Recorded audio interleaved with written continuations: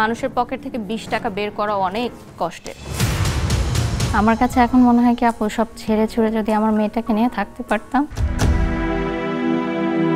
আপনি তো মানুষের টাকা মেরে খান, ডাকাতি করে খান। আমি আমার লাইফের একটা পুরো সার্টেন টাইম ক্যামেরার সামনেই দিয়ে গেলাম, কাজের জন্য এতদিন কাজ করলাম।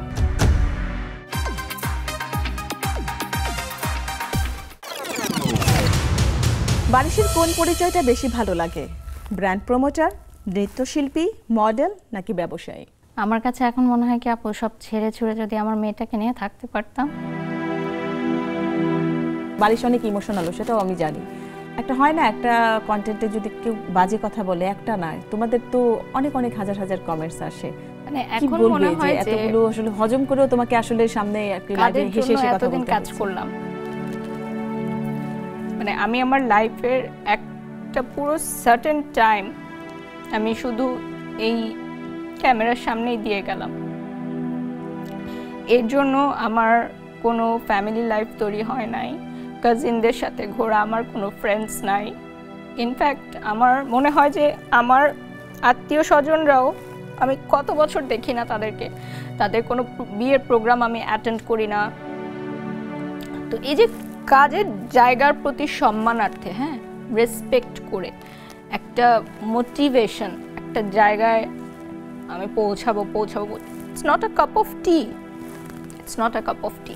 কেউ যদি মনে করে যে আমি এভাবেই আসছি, 2 দিনের মধ্যে আমি ভাইরাল হয়ে গেলাম, আমি হয়ে গেলাম কেউ একজন, আমি টাকা পয়সা কামাই ফেলাম, গাড়ি বাড়ি জমি কিনে ফেলাম, it's not that much easy. সবাই বলে যে ব্র্যান্ড প্রমোটাররা, মানে আমাকে বলে আপনি তো মানুষের টাকা মেরে খান, ডাকাতি করে খান। ভাই, মানুষ তো রাস্তায় মরে পড়ে থাকলেও একটা পানির বোতল কিনে দিয়ে যায় না, ভিডিও করে চলে যায়। সেখানে মানুষের পকেট থেকে টাকা বের করা এত ইজি না। আপনাকে কোনো কোম্পানি যদি নেয়, সে নিজের সজ্ঞানে আপনাকে এত টাকা পেমেন্ট করে নিচ্ছে। আমি যতই আপনার পায়ে পড়ে থাকি, আপনি যদি আমাকে না নিতে চান কাজে, কোনোদিনও নিতে পারবেন না। মানুষের পকেট থেকে 20 টাকা বের করা অনেক কষ্টের।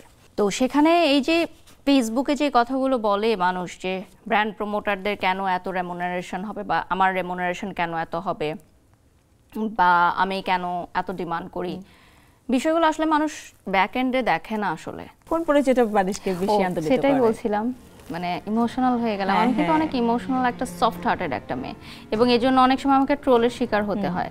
তো এখন আমার কাছে মনে হয় যে মা হিসাবে আমি নিজের পরিচয় দিতে সবচেয়ে বেশি পছন্দ করি, এবং আমার মেয়েকে আমি ছোট থেকে এভাবে গড়ে তুলছি যে ও যাতে একদম মানুষের মতো মানুষ হয়, মানে সব গুণাবলী যাতে ওর মধ্যে থাকে।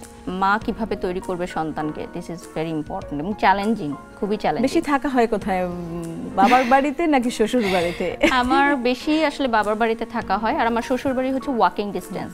সো আমার হাজবেন্ড আর আমার বাচ্চা হচ্ছে যাওয়া আসা করে প্রতিদিনই, তো আমারও যাওয়া হয়। বাট আমার অফিস, আমার রুম, স্টুডিও সব হচ্ছে আমার বাবার বাড়িতে, কারণ ওটা আমার দাদার বাসা, তো ওখান থেকে আমরা একটা ফ্ল্যাট নিয়ে এসেছি। আর আমার ওয়াকিং ডিস্টেন্সেই হচ্ছে আমার শ্বশুর বাড়ি, ওখানেও আমাদের আরেকটা রুম আছে। সো যখন যেখানে যাই ওখানে থাকা হয়। শ্বশুর বাড়িতে শ্বশুর শাশুড়ি বারিশকে আপনি কেমন স্নেহ করেন, কেমন ভালোবাসা পান? সেখানে আমি একদমই একটা ঘরের বউ,